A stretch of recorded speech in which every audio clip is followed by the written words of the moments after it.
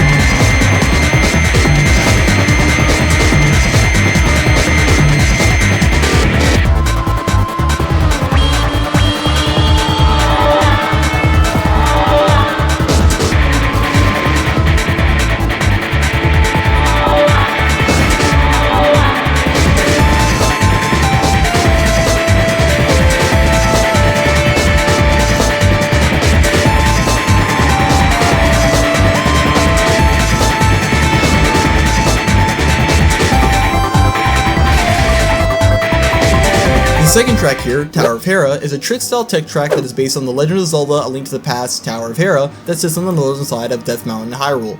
This track is one of the few remakes or translations I have ever built in addition to Luigi's Mansion and Cheap Cheap Beach for Mario Kart DS.